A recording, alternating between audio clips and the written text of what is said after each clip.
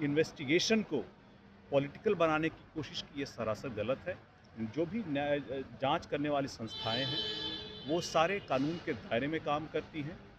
उन सभी फैसलों की भी बाद में समीक्षा होती है, लेकिन मुझे लगता है कि इसमें किसी भी जज को, किसी भी न्यायाधीश को के ऊपर कोई आरोप लगाना सरासर गलत है। मुझे लगता है कि ऐसी किसी संभावना, ऐसी कोई भी केस जो कोर्ट के संज्ञान में हो, जिस पर कार्रवाई चल रही हो, जो सब जुडिस हो, उस पर बहुत ज़्यादा नहीं बोलना चाहिए। न्यायालय जो भी निर्णय लेगा, मुझे लगता है कि सभी पक्षों से खा लेगा। इससे पहले राबड़ी देवी आरोप लगा चुकी हैं जज के ऊपर पक्षपात का।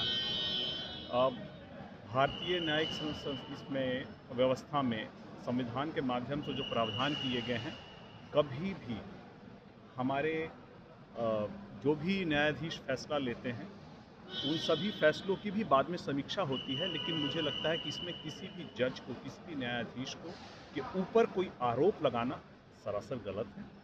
न्यायिक प्रक्रिया में आपको हर प्रोसेस को फॉलो करना है, मानना है और उसके हिसाब से अपने साक्ष्य देख करके न्याय की उम्मीद करना है। भारत के संविधान पर और न्यायालय पर आपको विश्वास रखना ही पड़ेगा। सर, जब से वेस्ट बंगाल में आईपैक के ऊपर ईडी ने छापेमारी की है, तब से ममता बनर्जी हमलावर हैं केंद्र सरकार के ऊपर। अमित शाह को लेकर भी आरोप लगा रही हैं, कह रही हैं कि गृह मंत्री को समझा दें, नहीं तो हम अगर बीजेपी के ऊपर रेड करेंगे वेस्ट बंगाल में तो उनको कैसा लगेगा? देखिए, सबसे पहली बात यह है कि इसमें दो पहलू है। पहला, इसमें एक है जांच की प्रक्रिया।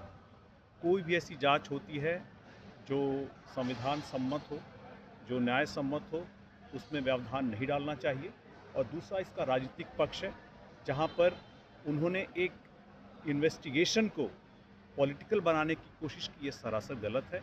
जो भी जांच करने वाली संस्थाएं हैं वो सारे कानून के दायरे में काम करती हैं, और कानून के दायरे में जब काम करती हैं, ऐसे में कोई भी आदमी आकर उनके काम में व्यवधान डाले, ये सरासर गलत है।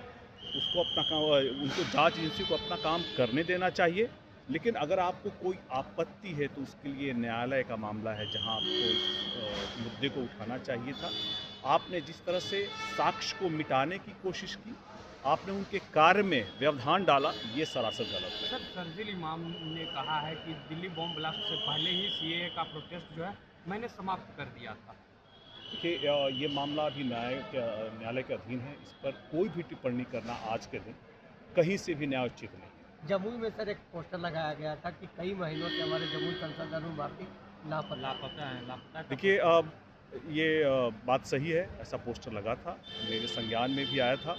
चुनाव और पार्टी के कार्यों को लेकर के मैं ज़्यादा व्यस्त रहा अपने क्षेत्र के बाहर, लेकिन ये मेरी जनता का प्यार ही है कि अगर मैं 1-1.5 महीने क्षेत्र में नहीं जा सका और किसी तरह इस बात को मेरे संज्ञान में लाने के लिए उन्होंने ऐसा पोस्टर लगाया, मैं ये मानता हूँ कि वो मुझे मिस कर रहे थे। ये उनका प्यार ही है और जल्द ही उनके बीच में उपस्थित हो जाऊँगा मैं। ठीक है, बहुत बहुत धन्यवाद।